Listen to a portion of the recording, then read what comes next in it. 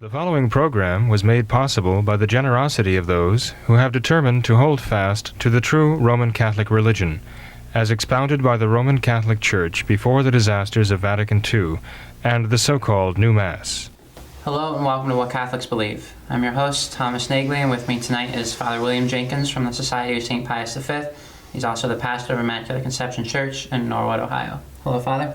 Good evening, Tom. How are you? Good, Father. We found it necessary to do a short special program tonight concerning this case of Alfie Evans, which is happening now in Liverpool, England. And just to briefly attempt to sum up the timeline of the story here, Alfie Evans, I believe he's a 23-month-old boy who throughout his short life has been besieged by various medical problems. For some time now, he's been confined to a hospital bed in this children's hospital in Liverpool. He's been on life support. Recently, the doctors treating him decided that it was in everyone's best interest to remove the life support from Alfie. His parents, they resisted this decision of the doctors. They appealed, and a judge actually ruled against them and denied their right to get this life support for Alfie. And so they appealed to various other authorities. Actually, Italy granted Alfie citizenship, and the Children's Hospital in Rome, they agreed to treat Alfie. They actually even sent a helicopter to this hospital in Liverpool in an attempt to get Alfie from there, take him to the hospital in Rome, give him the necessary treatment that he needed to preserve his life. And police officers were actually stationed at this hospital in Liverpool to prevent the parents from taking Alfie to this hospital here. So this judge has ruled that Alfie is confined to this hospital room, not allowed to leave the hospital. His parents are not allowed to take him home. They're not allowed to get the necessary treatment for Alfie. So, Father, what is your take on this whole case? Well, it's monstrous.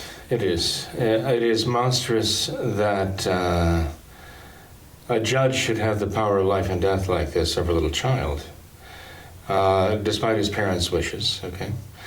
I think this is going to have very profound effects, not only in England, but it is actually having a profound effect throughout the world.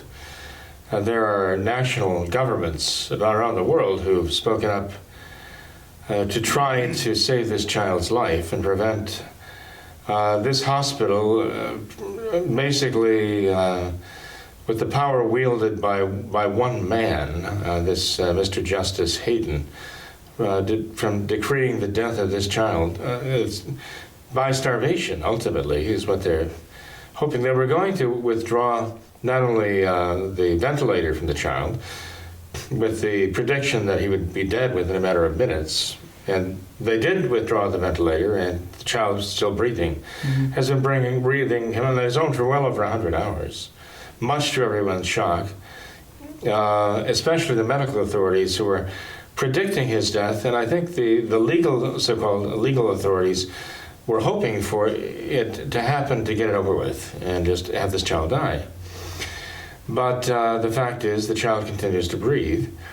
They also withdrew nutrition and hydration.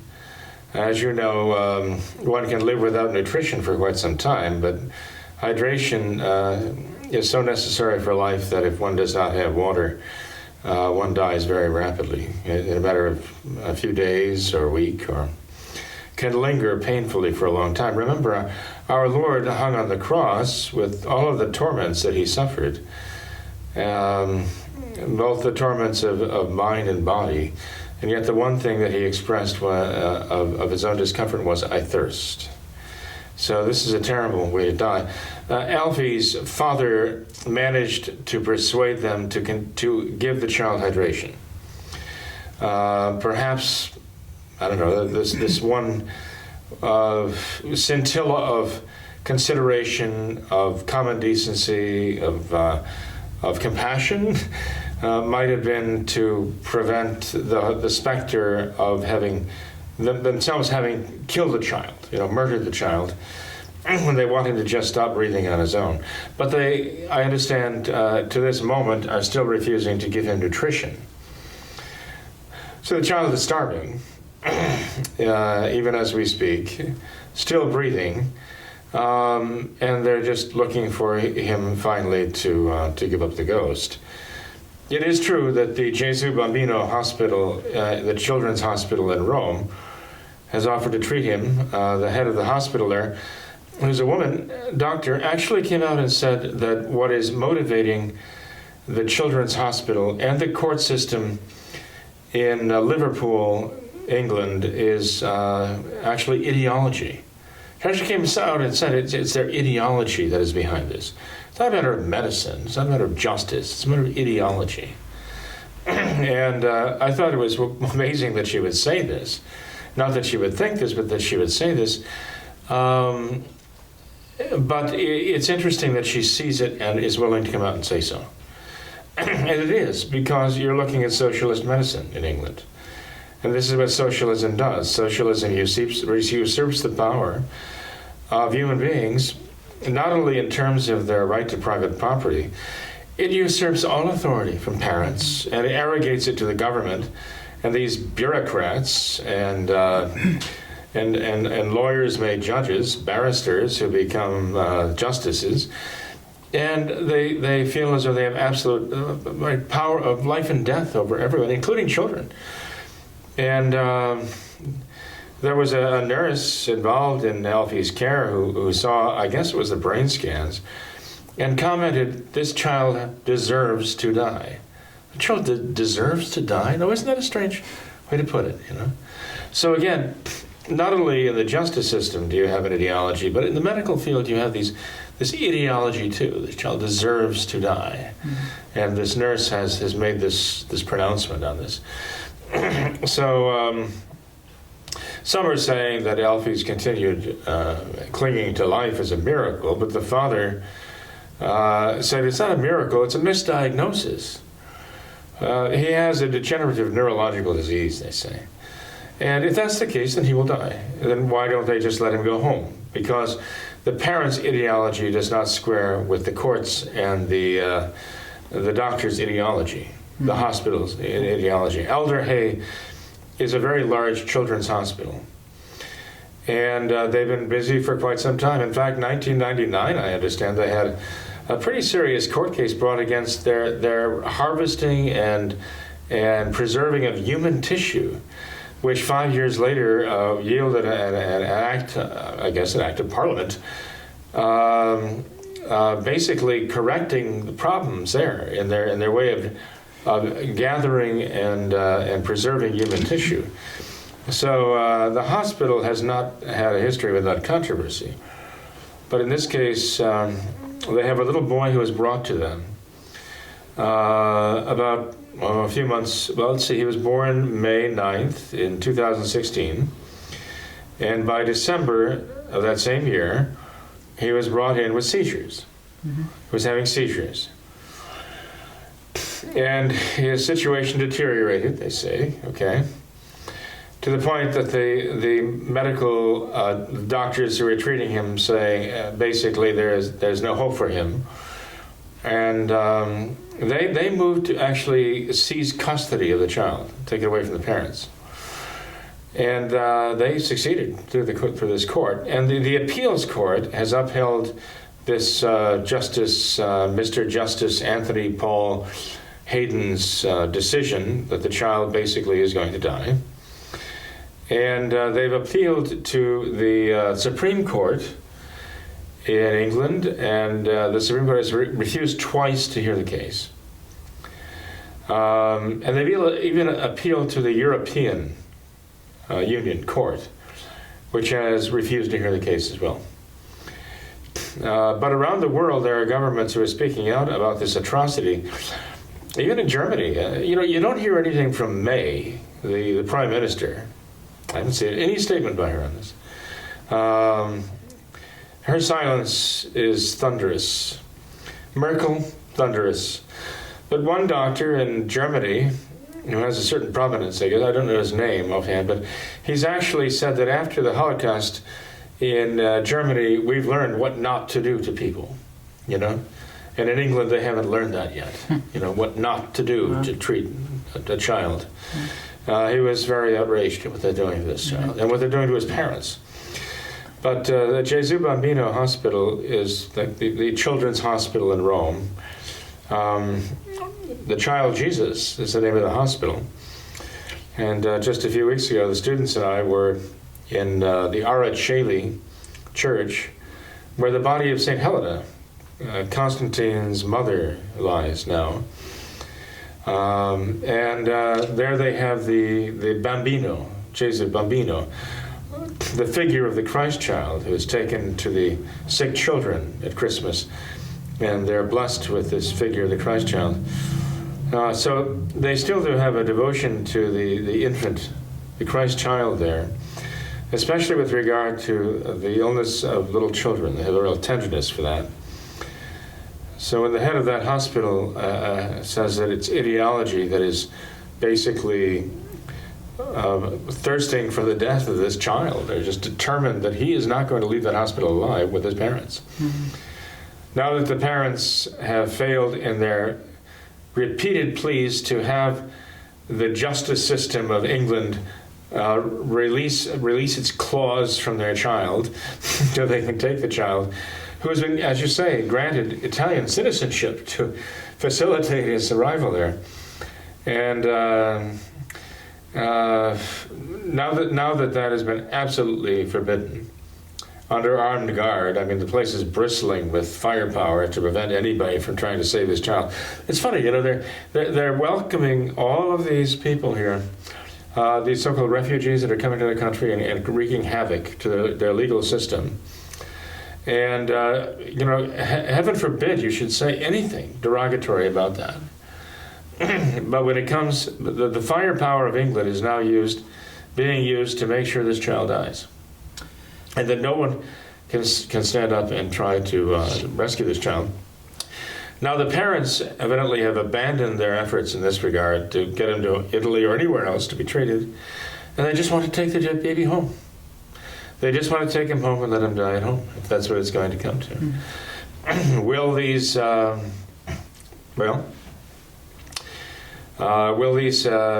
people allow that to happen? I don't know.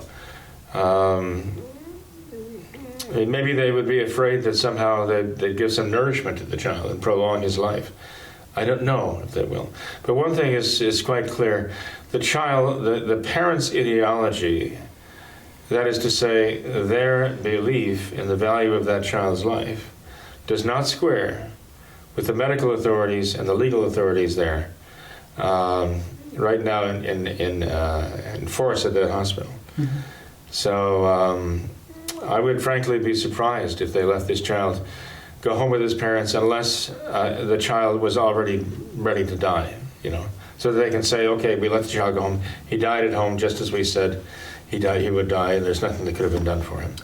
Father, you'll remember that this isn't the first case like this. There have been others similar. I remember in particular Charlie Gard.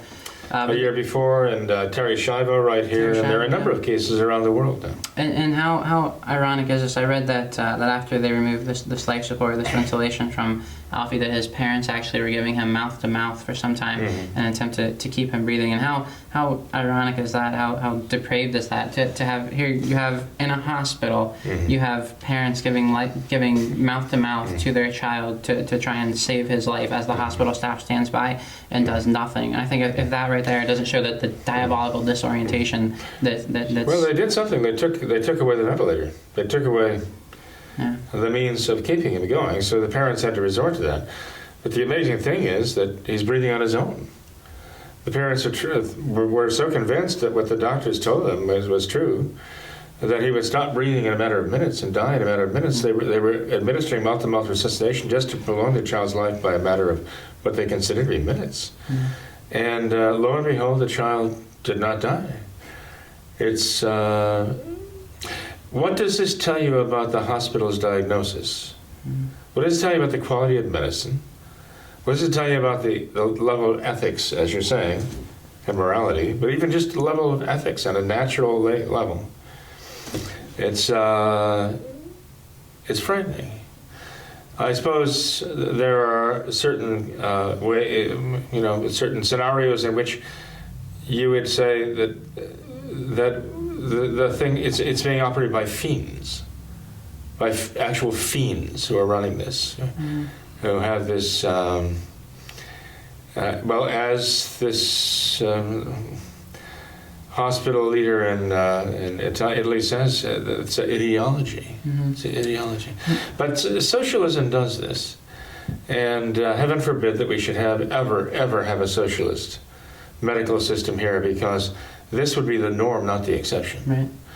As it is becoming more and more common that medical personnel will turn to the courts to enforce at the barrel of a gun the starvation or dehydration or suffocation of a human being,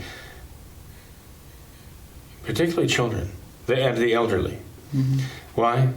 Because they deserve to die, as they say. Yeah.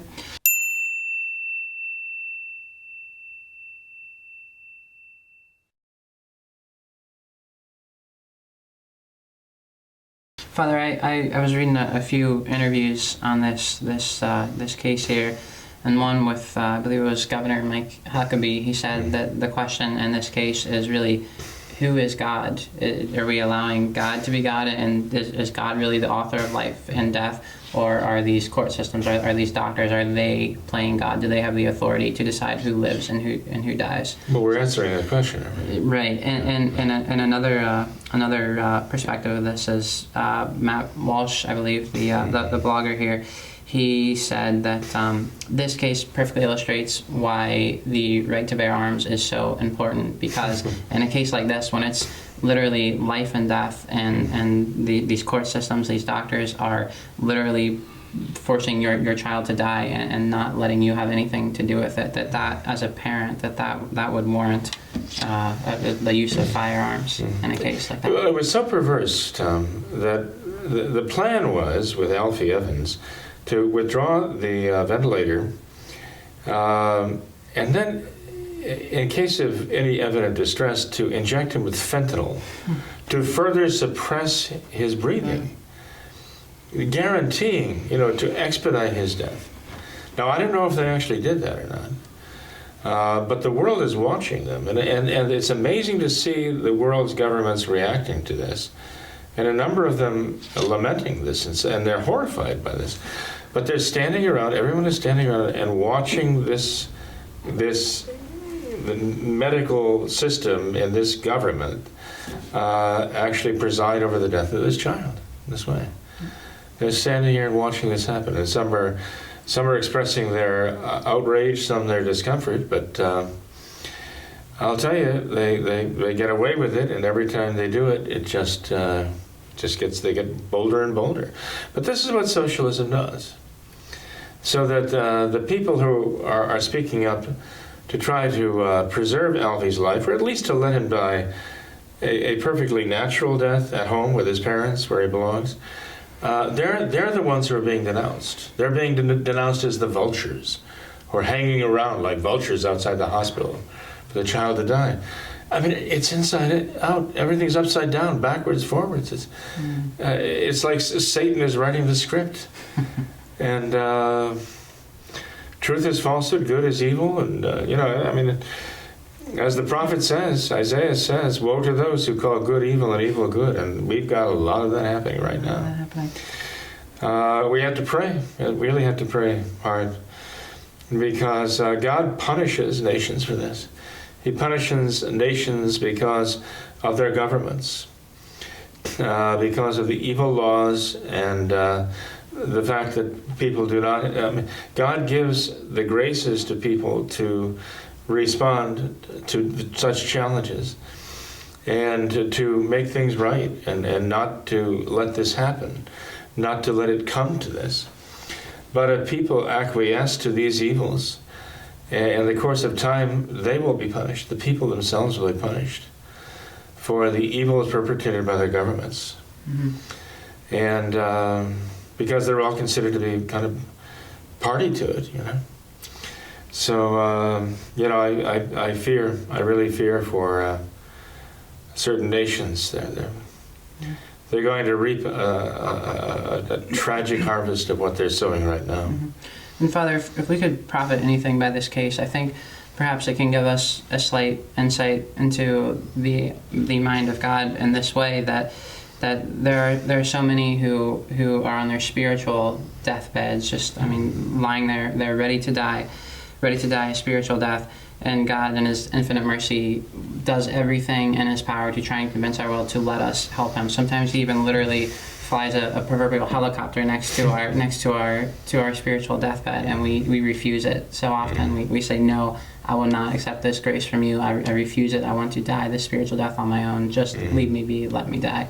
And I think that that we see this outrage all across the entire world now, this miscarriage of justice. But what is this compared to that evil where we refuse the grace of God? This is just a physical help for physical life, but here you have spiritual life, which is infinitely more valuable, and so many of us will so often refuse God's grace and God's help. And I thought that might be some source of profit. Well, what's happening is emblematic, but it is at root a spiritual problem. There's no doubt about it. Ideology, yeah, but it is a spiritual problem, in that it's an ideology, but it is a perverse and twisted and even diabolical ideology. Our Lady said at Fatima that we see more and more prevailing in the world a diabolical disorientation. And that's an excellent description of the ideology of socialism, the left, the so-called progressive ideology. It is a diabolical disorientation, and it manifests itself in these ways. And when people are brought to see, up close and personal, the consequences of this little child clinging to life, despite the hopes and the best efforts to see him dead. This is a very, very, it's a wake-up call. God is permitting us to see this. But He's also giving grace for us to have to recognize it, acknowledge what it really is, face it, and to actually confront it. I don't know if this little child is baptized. It's a very strange situation. Religiously too.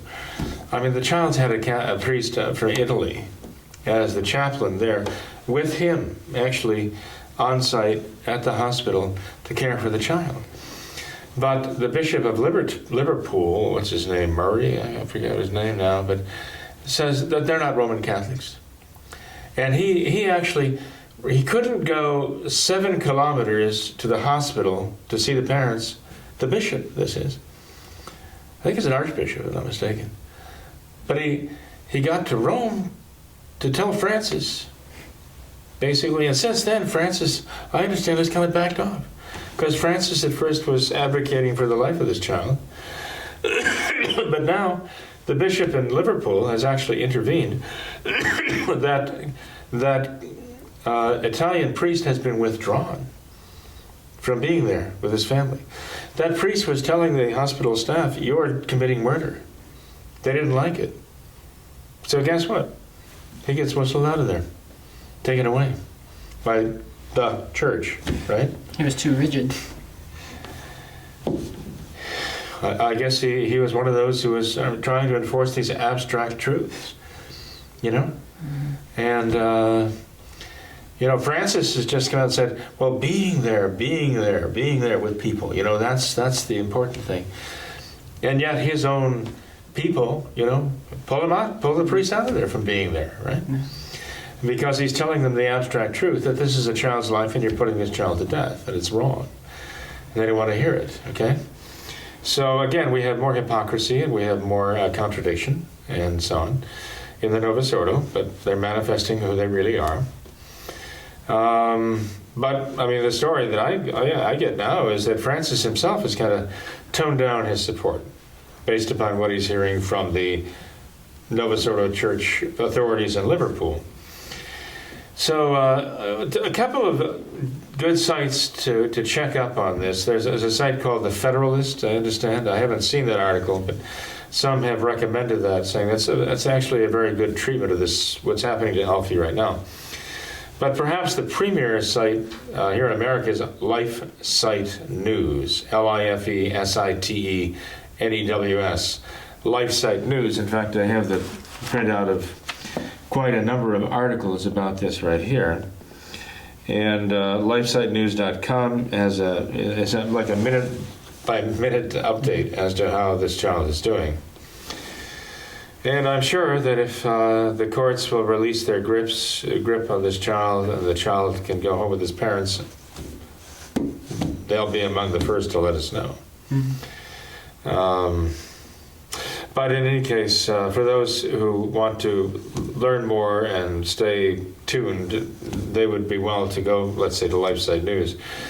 I would say that we, above all, we just need to rally to prayer about this. We have to pray about this. Sure. The Israelites had to face the pagans who were worshiping their false gods, and the way they worshiped them was sacrificing their children to them. And so we see this happening now. That's the ideology, right? And you find Dr. Moloch, or the false god Moloch, right? Mm-hmm. Well, the Nazis had their Dr. Mengele, and these leftists here, these socialists, have their Dr. Moloch, who still wants to sacrifice children, and on the altar of their ideology. And you're right, play as though they are God, just as Satan did. Mm-hmm. Well, Father, thank you for being here tonight to offer your thoughts on this case. We'll continue to watch it unfold and pray for this intention. Mm-hmm. So.